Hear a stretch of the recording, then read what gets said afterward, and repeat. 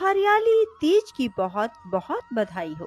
बंधुओं, हरियाली तीज का हिंदू धर्म में बहुत अधिक महत्व है।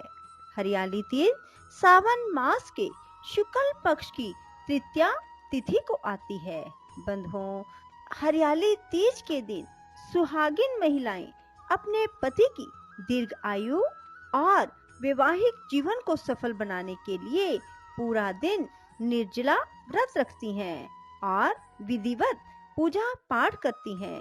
इसके साथ ही कुंवारी लड़कियां यदि हरियाली तीज का व्रत करती हैं तो उन्हें मनपसंद वर की प्राप्ति होती है।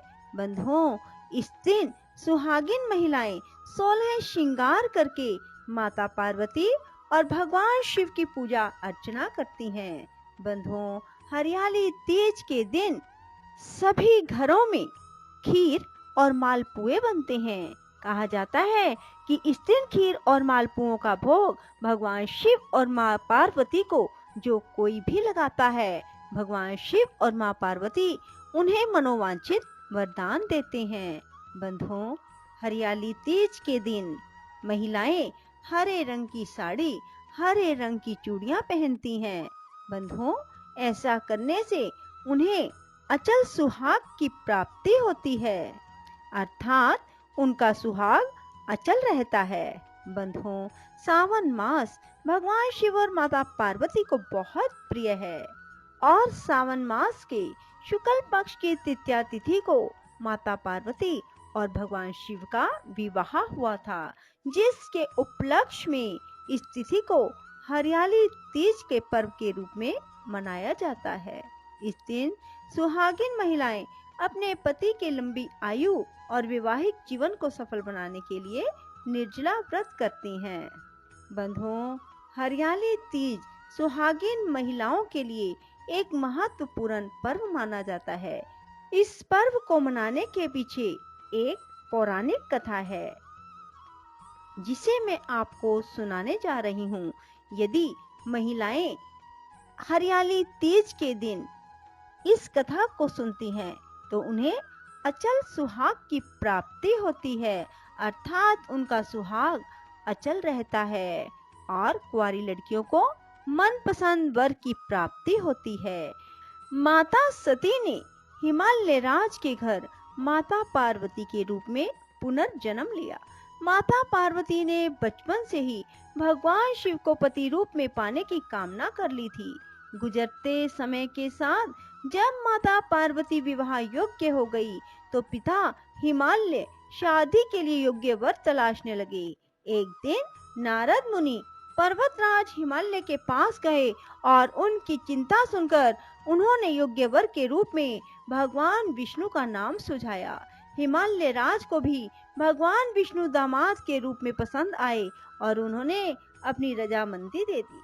पिता हिमालय के रजामंदी को जानकर माता पार्वती चिंतित हो गई, क्योंकि उन्होंने भगवान शंकर को पति रूप में पाने की कामना पहले से ही कर रखी थी। इसलिए भगवान शिव को पाने के लिए वे एकांत जंगल में जाकर तपस्या करने लगी। वहां पर उन्होंने रेत से एक शिवलिंग बनाया और अपनी तपस्या करने लगी। एकांत जंगल में माता पार्वती ने कठोर तपस्या की। माता की तपस्या से प्रसन्न होकर भगवान शिव ने उनकी इच्छा पूर्ण होने का आशीर्वाद दिया। जब पर्वतराज हिमालय को बेटी पार्वती के मन की बात पता चली तो उन्होंने भगवान शिव से माता पार्वती की शादी के लिए तैयार हो गए, जिसके परिणाम स्वरूप माता पार्वती और भगवान शिव की शादी संपन्न हुई। तभी से इस दिन को हरियाली तीज के रूप में मनाया जाने लगा। बंधुओं, जो कोई भी हरियाली तीज का व्रत रखते हैं उन्हें इस कथा को अवश्य सुनना चाहिए। कथा को सुनने से ही व्रत पूर्ण होता है। अन्य कोई भी हरियाली तीज व्रत कथा को सुनते हैं तो माँ पार्वती और भगवान शिव उनकी भी मनोकामना पूरी करते हैं।